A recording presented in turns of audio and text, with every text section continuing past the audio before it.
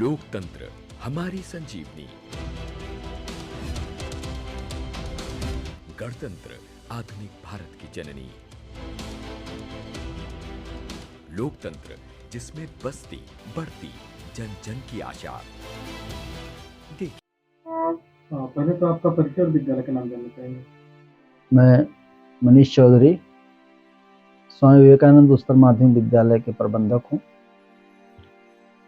गणतंत्र दिवस का समारोह आज मनाया जा रहा था, तो क्या कार्यक्रम है उसको लेकर हम जानना चाहेंगे। आज हमारे विद्यालय स्वामी विवेकानंद उच्चतर माध्यमिक विद्यालय सैजनवा बैडपुर में गणतंत्र दिवस का जो कार्यक्रम था उसको बहुत ही अच्छे और सरल ढंग से मनाया गया। बच्चों ने बढ़ चढ़ कर इसमें अपना योगदान किया। सांस्कृतिक कार्यक्रम हुए, कुछ बच्चों को पुरस्कार भी दिया गया सांस्कृतिक कार्यक्रम से संबंधित। 12 और 13 जनवरी को हम लोगों ने विवेकानंद जयंती के अवसर पर एक प्रतियोगिता का आयोजन किया था। उस आयोजन में जो प्रतिभाग किए थे बच्चे, उसमें जो प्रथम द्वितीय तृतीय स्थान पाने वाले बच्चे थे उनको पुरस्कार दिया गया, एक मेडल और प्रमाण पत्र के द्वारा। और साथ ही साथ आज के इस अवसर पर समस्त विद्यालय परिवार और छात्र छात्राएं एक साथ उपस्थित होकर भारत के राष्ट्रीय तिरंगे के नीचे एक शपथ लिया गया कि हम सभी मिलकर इस देश और राष्ट्र को आगे बढ़ाने में अपना योगदान करेंगे और अपना पूरा सहयोग करेंगे। इससे संबंधित यह कार्यक्रम आज आयोजित हुआ। क्यों मनाया जाता है गणतंत्र दिवस? गणतंत्र दिवस मनाने के पीछे जो समाज का और देश का लक्ष्य उद्देश्य है वो यह है कि हम सभी जैसा जानते हैं कि हमारा देश वर्षों गुलाम रहा।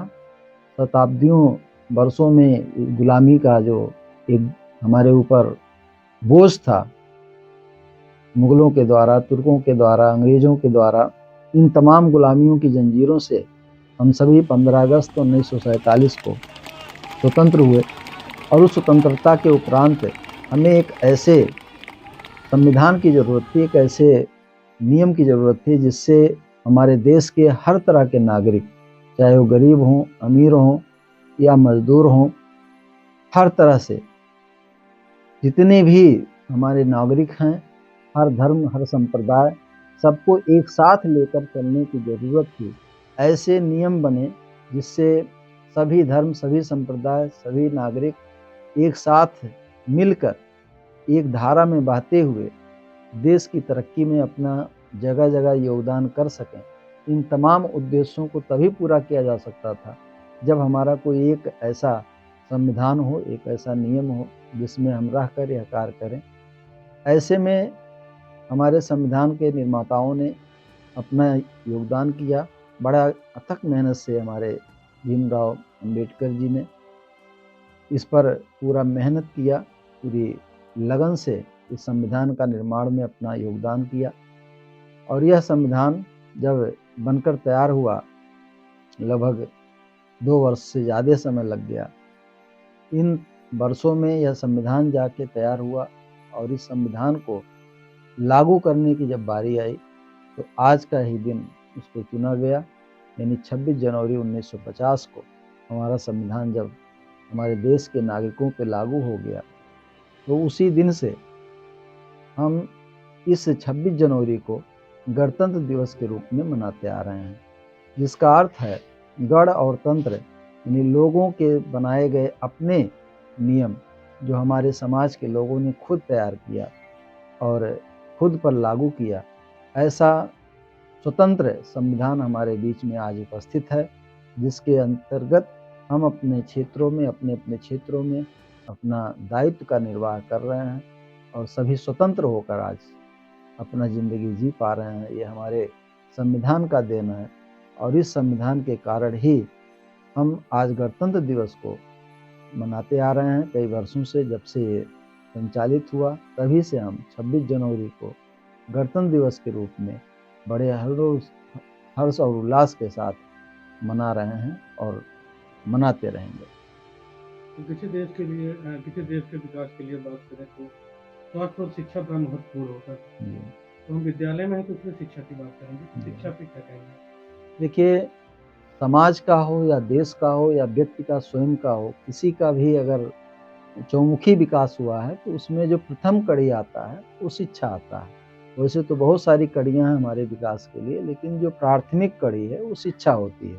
बगैर शिक्षा के हम कुछ नहीं कर सकते। मनुष्य और जानवर में जो अंतर है वह इसी कारण है कि मनुष्य को शिक्षा लेने की, शिक्षा प्राप्त करने की शक्ति है और जानवर को ये संभव नहीं है। तो शिक्षा हमें जानवर से जो मनुष्य बनाया है वो अपना अहम भूमिका निभा रहा है, इसलिए शिक्षा सबसे ज़रूरी है हमारे जीवन के लिए।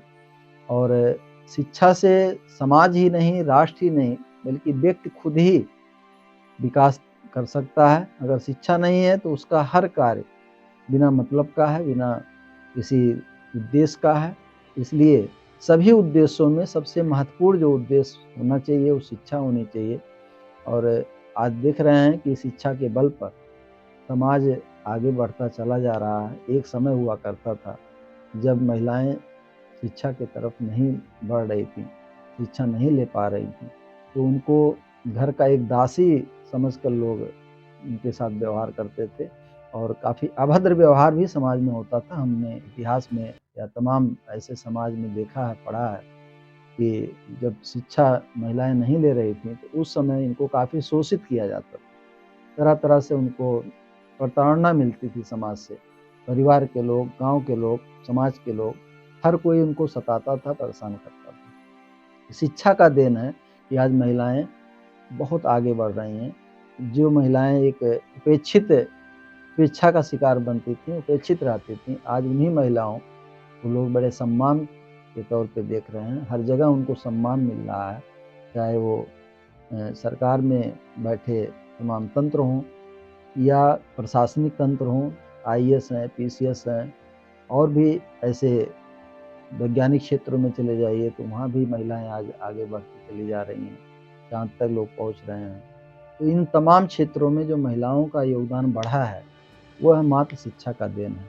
इसलिए शिक्षा के बगैर कोई भी अपना विकास नहीं कर सकता है। जब कभी महिलाएं शिक्षा नहीं ले रही थीं, तो उनके साथ क्या दशा था, हर कोई जानता है। आज शिक्षा का देन है कि आज महिलाओं का भी उतना ही महत्व बढ़ता जा रहा है जितना पुरुषों का। और कहीं न कहीं मैं देख रहा हूँ विद्यालय के तौर पर, जहाँ मैं विद्यालय संचालित कर रहा हूँ, तो मुझे इसका काफ़ी आभास है कि एक समय हुआ करता था कक्षाओं में 4-6 बच्चियाँ हुआ करती थीं। मुश्किलन 5 से 6 बच्चियाँ क्लास में होती थीं, बाकी सब बच्चे हुआ करते थे। आज देखा जा रहा है कि बच्चियों की संख्या बच्चों से अगर हम ज़्यादा नहीं कह सकते तो उनके बराबर पहुँच चुकी हैं। अगर 50 बच्चे क्लास में हैं तो 25 बच्चियाँ हैं, तो 25 बच्चे हैं। और इतना ही नहीं, अब तो मैं देख रहा हूँ कि कुछ वर्ग ऐसे, जैसे इस्लाम धर्म में की बच्चियाँ जो थीं, वो तो इस विद्यालय आती ही नहीं थीं। हिंदू वर्ग के तो कुछ बच्चियाँ स्कूल आती रहती थीं, 11% आती थीं लेकिन आती थीं। लेकिन इस्लाम धर्म से जुड़ी बालिकाएँ या बच्चियाँ तो कतई विद्यालय नहीं आती थीं। और बहुत होता था मज़हबी शिक्षा 2-1 क्लास तक ले लेती थीं और घर बैठ जाती थीं। लेकिन आज शिक्षा के इस स्वतंत्रता के बल पर आज इस्लाम से जुड़ी हुई जो महिलाएँ हैं, वो भी काफ़ी शिक्षा की तरफ बढ़ रही हैं। आज हमारे विद्यालय में लगभग अगर 50 बच्चियाँ हैं तो उसमें 15-20 तो इस धर्म से जुड़ी हुई बच्चियाँ पढ़ती हैं। एक समय हुआ करता था एक भी बच्चियाँ इस तरह नहीं रहती थीं। तो शिक्षा आज हर वर्ग के लोग ले रहे हैं और शिक्षा को अब लोग समझ चुके हैं कितना महत्वपूर्ण है देश के विकास में। इसलिए अब हर कोई चाह रहा है कि हम शिक्षा की तरफ बढ़ें और संभवतः सरकार का भी काफ़ी प्रयास है और प्रयास सफल रहा है। और सरकारें आने वाले समय में, हमारा जहाँ तक वो है, अनुभव है कि कोई भी बच्ची ऐसी नहीं होगी जो शिक्षा से वंचित हो। बच्चे तो हैं ही, बच्चियाँ भी कोई ऐसा नहीं बचेंगी जो शिक्षा से वंचित हों, क्योंकि सरकार की तरफ से हमारी जो सरकारें हैं तत्कालीन, वो सभी सरकारें मिल कर के शिक्षा को बढ़ावा दे रही हैं, तरह-तरह की योजनाएँ चला रही हैं, उसका भी लाभ मिल रहा है। जिसमें पढ़े बेटियाँ, बढ़े बेटियाँ, नारी सशक्तिकरण, ऐसी तमाम योजनाओं को जो सरकार चलाई है, इसका बहुत बड़ा प्रभाव पड़ा समाज पर और बहुत अच्छा लाभ मिल रहा है समाज को। और समाज अब जग रहा है, और जग नहीं रहा, जग चुका है। अब ये है कि उसमें बस चिंगारी लग गई है, उसमें अब लौ निकलने की ज़रूरत है। उत्तर प्रदेश में योगी की सरकार है और खासकर महिलाओं के रोजगार को लेकर, बच्चों की शिक्षा को लेकर काफी तत्पर है, तो इसको लेकर क्या कहेंगे? देखिए, इसके पूर्ववर्ती सरकारें जो थीं वह महिलाओं पे वो लोग भी थोड़ा फोकस किए, लेकिन योगी सरकार जो रही, वर्तमान सरकार जो हमारी माननीय योगी जी की है, बाबा जी की है, यह सरकार महिलाओं को लेकर के कुछ बहुत ही ज़्यादा सेंसिटिव है और काफ़ी प्रयास कर रही हैं, क्योंकि महिलाएं जो शिक्षा की तरफ नहीं बढ़ रही थी, उसमें सबसे बड़ा डर हुआ करता था उनको सुरक्षा को लेकर।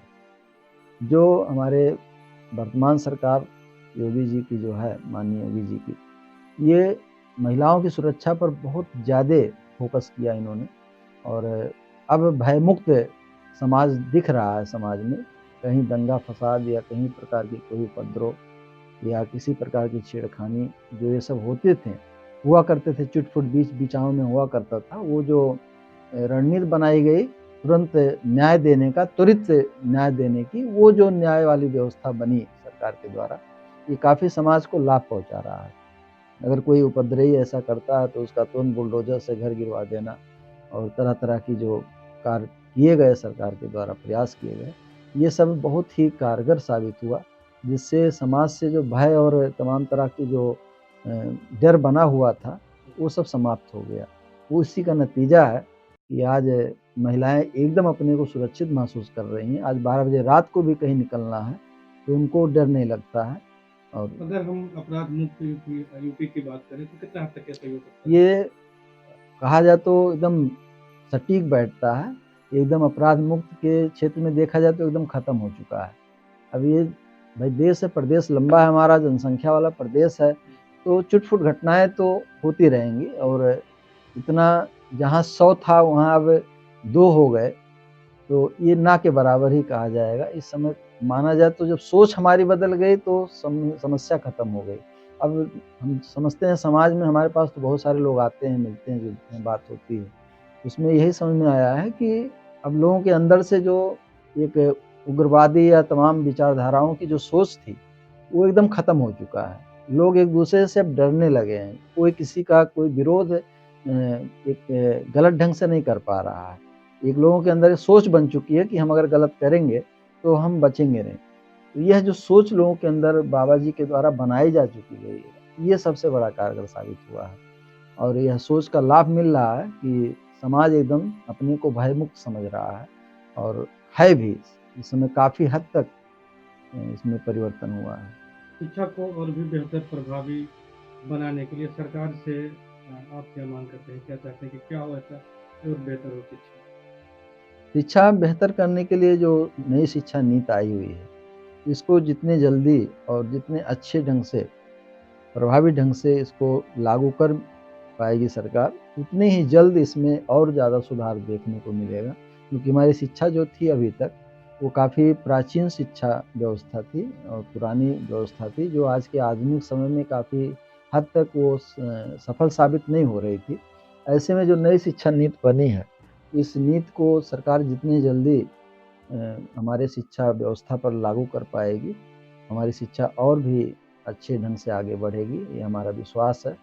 और हम लोगों का भी सहयोग है कि सरकार जो है इस पर और जल्दी त्वरित कार्रवाई करे, जिससे शिक्षा को और आगे बढ़ाने में हम लोग सहयोग कर सकें। जो कभी बनी थी सुर्खियां, जरूरत है उनको टटोलने की। जिनमें छिपे थे कई राज, जरूरत है उनको खोलने की। जख्मों की डोर से घटनाओं के शोर तक, किसी को अपनों की तलाश, अब होगा राज का पर्दाफाश। क्योंकि हम लेंगे खबरों की खबर।